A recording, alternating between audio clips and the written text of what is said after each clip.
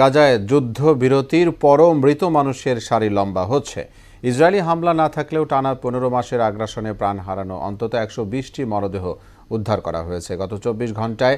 এদিকে হামাসের হামলা ঠেকাতে ব্যর্থ হওয়ায় পদত্যাগের ঘোষণা দিয়েছেন ইসরায়েলি সেনাপ্রধান হার্জি হালেভি। অন্যদিকে ডোনাল্ড ট্রাম্পের শান্তি প্রতিশ্রুতির পরও পাল্টাপাল্টি হামলা চালিয়েছে রাশিয়া ও ইউক্রেন।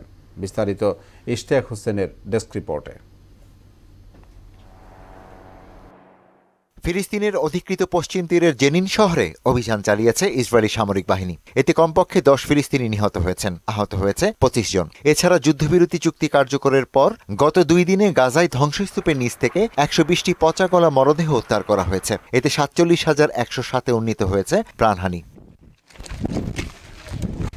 ২০২৩ সালের ৭ অক্টোবর ফিলিস্তিনি সশস্ত্র গোষ্ঠী হামাসের হামলা ঠেকাতে ব্যর্থ হওয়ার জেরে পদত্যাগের ঘোষণা দিয়েছেন ইসরায়েলের সেনাপ্রধান হার্জি হালেভি। আগামী ৬ মার্চ থেকে তা কার্যকর হবে। ইসরায়েলি সামরিক বাহিনীর প্রকাশিত এক চিঠির ভিত্তিতে এ তথ্য জানায় রয়টার্স। পরবর্তী সেনাপ্রধান নিয়োগের আগ পর্যন্ত হালেভি দায়িত্ব পালন করবেন। এদিকে নয়া মার্কিন প্রেসিডেন্ট ট্রাম্পের শান্তি প্রতিশ্রুতির পরও রাশিয়া ইউক্রেন যুদ্ধ অব্যাহত রয়েছে। ট্রাম্পের শপথের পরপরই পাল্টাপাল্টি ড্রোন ও ক্ষেপণাস্ত্র হামলা চালায় কিয়েভ ও মস্কো। রাশিয়া বলছে ডোনেৎস্ক অঞ্চলের ভোভকভ গ্রাম দখল নেওয়ার পাশাপাশি ৫৫টি ইউক্রেনীয় ড্রোন ভূপাতিত করেছে তারা। আর ইউক্রেনের দাবি ভরোনেস অঞ্চলের লিস্কি শহরের কাছে একটি তেল ডিপোতে হামলা চালানো হয়েছে।